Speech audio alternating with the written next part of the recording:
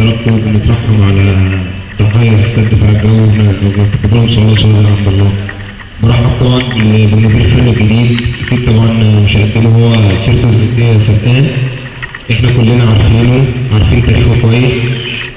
نادي الزمالك اكيد مش هيتعاقد مع مدير فني غير لما يبقى على المستوى دوت، وهو اكيد ما قابلش نادي الزمالك غير عشان عارف تاريخ نادي الزمالك وعارف بطولاته وعارف شعبيته. تاني حاجه بوجه الشكر لكابتن محمد صلاح على الفتره اللي قضاها في نادي الزمالك معانا مع الدرجه الاولى، وان الراجل بيتقبل ان هو يبقى تحت امر نادي الزمالك في اي مكان. تالت حاجه عايز اقولها ان الزيادات اللي حصلت علينا الفتره اللي فاتت، المزايدات كلها في كل القنوات، انا عايز اقول لهم او في معظم القنوات ان الناس دي بتفتكر الشهداء في الوقت نص ساعه ولا الساعه اللي بيطلعوا فيهم على التلفزيون، حتى ما افتكروهمش بشريط السوداء زي ما حصل مع شهداء قبل كده ان هم حطوا لهم شريط السوداء، حتى ما حدش افتكرهم بحاجه زي دي.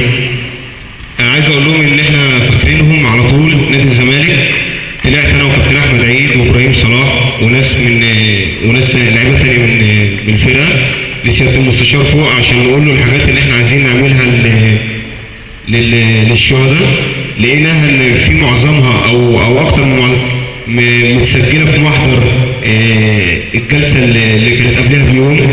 فاحنا شكرنا طبعا سياده المستشار.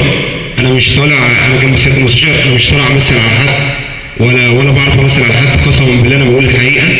لان ربنا هو اللي كاتب الرزق ده، سواء ابقى موجود في نادي الزمالك او بره نادي الزمالك.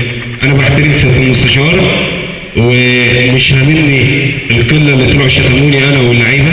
عايز اقول لهم ان اللعيبه دي ارجل لعيبه في مصر، اللعيبه متماسكه.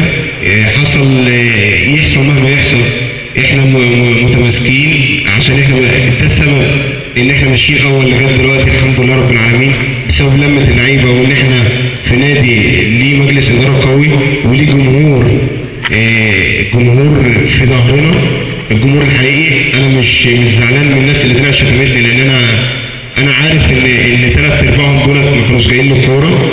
انا عن نفسي بشكر سياده المستشار وبشكر اللعيبه على الحاجات اللي عملوها للاسر الضحايا. طبعا ما فيش حاجه هتعوض ضفر واحد فيهم، بس في حاجات انا عايز اقولها لكم اللي احنا هنعملها. اللعيبه خدت القرار بيها وطلعت قدمته لمجلس الاداره.